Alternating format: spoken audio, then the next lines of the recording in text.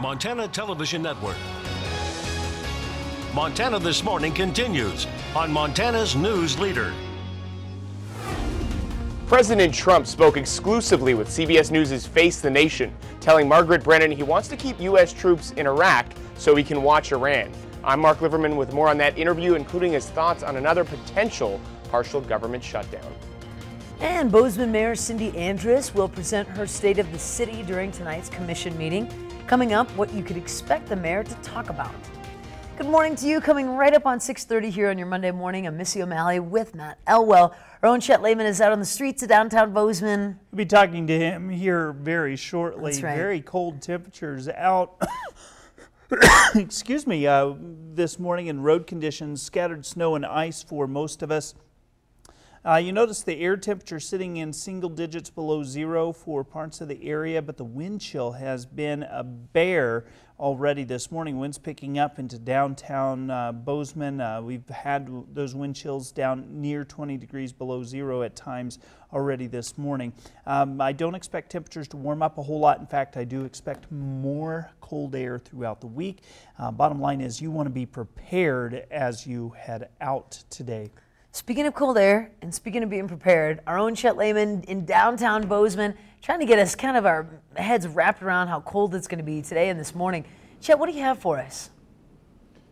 Well, Matt, I hope you're doing all right there, buddy. I got a little choked up, and I hadn't even started talking yet. We've been talking about it all morning. We are live at the corner of Main and Bozeman, or as I like to refer to it, Main and Miserable right now. It is starting to pick up. The wind is gusting, I would say, 10 to 15 miles per hour. The air temperature 2 below zero, and that just means it's really cold. Looking behind me here, that little glare you see in the road, that's the ice. That's what I wanted to talk about this time. Matt had talked about it earlier. If you are going to do some driving today, make sure your vehicle is in good working order. Make sure you have extra warm clothes in your car, coats, hats, jackets, maybe even a sleeping bag or something like that.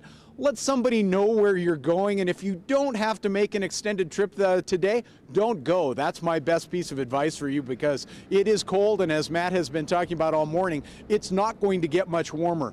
Again, the wind's starting to pick up now. I don't know if you can see it. It's just kind of swirling around here in front of me. That's going to make things very dangerous. 2 below air temperature is bad enough. You start throwing a 10, 15, 20 mile an hour wind in it, and then it just becomes miserable, and that's exactly where we're at right now. So again, reporting live from downtown Bozeman, the air temperature right at 2 below zero, the wind's starting to pick up. So if you don't have to go out today, I suggest you don't. Meantime, Matt, Missy, those guys you had earlier twirling the flaming charcoal around, if you could send them down here, it's Main and Bozeman, I'd love to meet them right now. I'd appreciate it. Meantime, I'm going to send it back to you guys in the studio. Thank you for that, Chet. We'll see what we can do. Stay warm out there, buddy. In our top national story for you now, in a wide-ranging exclusive interview with CBS News that aired yesterday, President Trump said that he wanted to keep U.S. troops in Iraq to keep an eye on Iran. But the president wasn't as direct on some issues, including whether he would make Mueller's Russia investigation public when it is finally released. CBS's News' Mark Liverman has our details. Would you shut down the government again? Well, we're going to have to see what happens on February 15th. And you're not taking it off the table? Well, I don't take anything off the table. I don't like to take things off the table. President Trump also isn't taking declaring a national emergency off the table. The president said he could do it if he doesn't get Democrats to agree to a border wall by the February negotiation deadline. On Sunday, Mr. Trump spoke exclusively with Face the Nation's Margaret Brennan, addressing a wide range of issues, including Mueller's Russia investigation. The president was asked if he would make the report public. It's up to the Attorney General. I don't know. It depends. I have no idea what it's going to say. The president also made news in talking about U.S. troops in Iraq and a dual purpose he says they're serving. I want to be looking a little bit at Iran, because Iran is a real problem. Whoa, that's news. You're keeping troops in Iraq because you want to be able to strike in Iran? No, because I want to be able to watch Iran. All I want to do is be able to watch. Iraq's president responded this morning saying U.S. troops are there as part of a specific mission to combat terrorism. He said President Trump never asked for permission to watch Iran. Mark Liverman, CBS News. Now, President Trump will make his annual State of the Union address tomorrow night. We'll have the coverage on that. And tonight, Bozeman Mayor Cindy Andrus will give her State of the City address at the commission meeting. MTN's Medeiros Babb gives us a preview of what is likely to be in the speech. Almost Almost a year ago, Mayor Cindy Andrus took to the podium at City Hall to celebrate the achievements made in the past and set goals for the future.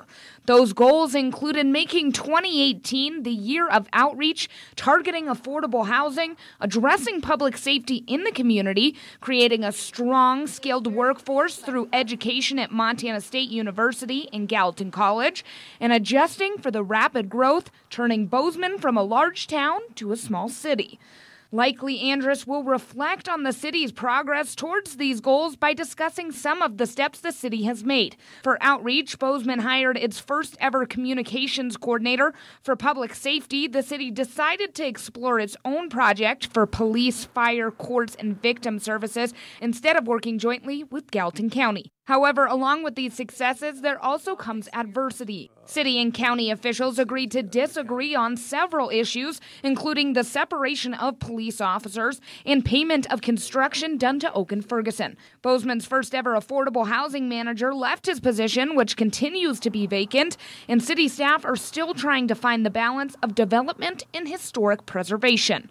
Moving into 2019, Andrus is expected to talk about new goals she hopes Bozeman can achieve, like hiring a new affordable housing manager, ending the delay to the build of the Public Safety Center, and making an update to numerous documents, including the Affordable Housing Action Plan and Growth Policy. In Bozeman, Medeiros Babb, MTN News. Now, of course, Medeiros will be at tonight's meeting to give the full recap on the State of the City address on the news at 10 tonight. And the Montana legislature will hold its first hearings on this week on what's likely to be the major issue of this session, proposals to expand access to preschool. MTN's Jonathan Ambarian reports on two of those major bills that will be considered. Governor Steve Bullock has made investing in preschool one of his top goals for this year's legislative session. During his State of the State address Thursday, Bullock laid out his proposal: $22 million for public schools to offer preschool, and $8 million to continue the STARS preschool program for Head Start and other private and community programs. House Minority Leader Casey Schreiner, a Democrat from Great Falls, is sponsoring House Bill 225. It includes several of the governor's education initiatives, including allowing school districts that offer preschool programs to get per-student funding for them. It also is focused on a system that we already know is successful. These schools already exist in our communities, but it also provides boundaries and standards through the A and B system that make sure that what the state's paying for is they're getting a quality product. But some Republicans, like Representative Eric Moore of Miles City, are working on an alternative preschool model. He plans to introduce a bill that would establish block grants that could be given to public or private providers. He also wants to see early education handled by a new state department instead of the Department of Public Health and Human Services or Office of Public Instruction. I don't want DPHHS to be jack of all trades and master of none. And I don't particularly want to increase the OPI bureaucracy. I don't want this to be underneath the Board of Public Ed. Schreiner says he's skeptical about the need for an independent early education authority. We've had a successful Board of Public Ed. There's a system already in place. There's no need to grow government to accomplish the task of giving young people the opportunity for a good education. But Moore says his plan is the one that can win support from majority Republicans in the legislature. If we're going to do preschool, it should be on a school choice, merit-based, money follow the student model, and it doesn't need to be within DPHHS. That's where we're going to start the conversation. If we're going to do preschool at all, I think my model is better, and I think Republicans will like it. In Helena, Jonathan Ambarian, MTN News. The House Education Committee will hold its first hearings on Schreiner's bill tomorrow afternoon. Moore's bill will be introduced later, possibly in March. And this week, under the big sky, Sean Kochel takes a very different approach when it comes to making his guitars. And that approach starts with his unique choice of wood. Now, where some people see a fallen down old building, Kochel sees a treasure. Under the Big Sky is sponsored by Rocky Mountain Vein Clinic and Markovich Real Estate. When people build instruments that are typically using like spruce and cedars and maples and whatnot, I'm using old fir, old larch, old pine. They're not considered guitar building woods.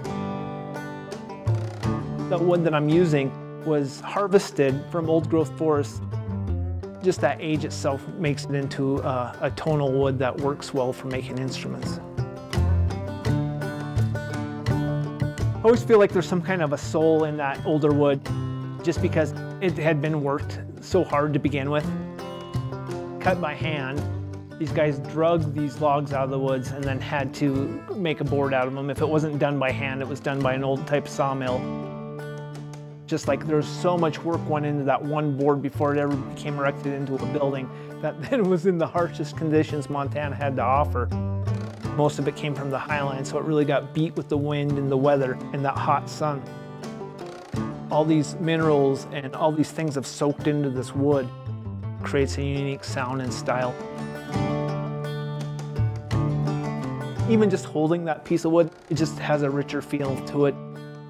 It's really funny because you can take an old pine board from an 1880s barn and put it up against a pine board that you get at Home Depot. And it's just like the idea of like gourmet food over like fast food. That other board feels almost fake compared to that old wood. A lot of those people are like, hey, I'm gonna burn this old building. I'd be like, no, I'll take it just to save that wood. A lot of it is rotten, but there's a lot of good stuff in there at the same time. It stood the test of time. I can't see it just go to waste by being lit on fire. Let's try to make something out of it. Now you are able to watch all of our current stories by visiting underthebigsky.com. It's time for a quick break. Stay with us. In a moment, we head down to Golden, Colorado for the gathering of hundreds of golden retrievers. But first, it's time to check in with Bianca Goladriga to see your developing headlines coming up at 7 right here on CBS. Good morning. Ahead on CBS this morning, Super Bowl MVP Julian Edelman joins us after the Patriots' historic 6th Super Bowl win. Plus, we'll reveal the fan favorite ads and why many brands turn to comedy and celebrity appearances. And now we begin the countdown to the Grammys with R&B singer Her, who is up for 5 awards, including Album of the Year. We'll see you at 7.